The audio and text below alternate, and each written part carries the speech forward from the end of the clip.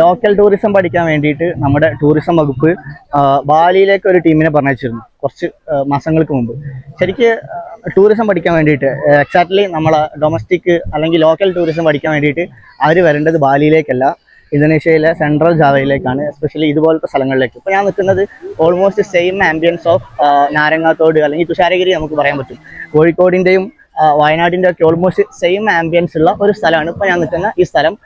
Central ജാവയിലുള്ള ക്ലാറ്റൺ എന്ന് പറഞ്ഞ സ്ഥലത്താണുള്ളത്. ഇവിടുത്തെ പ്രത്യേകത എന്താ വെച്ചാൽ കല്ലുകൾക്കിടയിലൂടെ ഇങ്ങനെ വെള്ളം കുത്തിയൊലിക്കുന്ന ഈ ഒരു സ്ഥലത്ത് അവർ അത്രയും മനോഹരമായിട്ട് 1000-ലേറെ ആളുകൾ ഓരോ ദിവസവും വരുന്ന സ്ഥലത്തിലേക്ക് ആ ടൂറിസം വികസിപ്പിച്ച് എങ്ങനെയെന്ന് നിങ്ങൾക്ക് എൻ്റെ ചുറ്റുവട്ടത്ത് കാണാൻ കഴിയും. അതുപോലെ ഇവിടെ ഇങ്ങനെ നല്ല ഫുഡ് കഴിക്കാൻ, ഈ ഒരു ആംബിയൻസിൽ ഇവർക്ക് ഇങ്ങനെ കുളിക്കേണ്ടവർക്ക് കുളിക്കാൻ, പിന്നെ ഏറ്റവും സ്പെഷ്യലായിട്ട് ഈ ഒരു ട്യൂബിങ് പ്രൊവൈഡ് ചെയ്യുന്ന ഒരു അതിമനോഹരമായ സെറ്റിങ്സ് ആണ്. അഥവാ എങ്ങനെയാണ് ഡൊമസ്റ്റിക് ടൂറിസം, ഒരു ലോക്കൽ ടൂറിസം ഏറ്റവും മനോഹരമായിട്ട് ഉണ്ടാക്കിയെടുക്കുക എന്നാണ് ഇവർ കാണിച്ചു തരുന്നത്.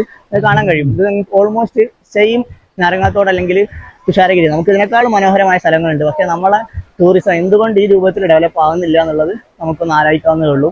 ചെറിയ സ്ഥലമാണെങ്കിലും വളരെ പരിമിതമായ സൗകര്യമാണെങ്കിലും അവർ അത്രയും മനോഹരമായിട്ട് ഇതിനെ ടേക്ക് കെയർ ചെയ്യുന്നുള്ളതാണ്. അപ്പോൾ ഇന്തോനേഷ്യയിൽ വരുമ്പോൾ സെൻട്രൽ ജാവയിൽ വരിക, അപ്പോൾ മനസ്സിലാവും എങ്ങനെയാണ് ടൂറിസം വികസിപ്പിക്കേണ്ടത്.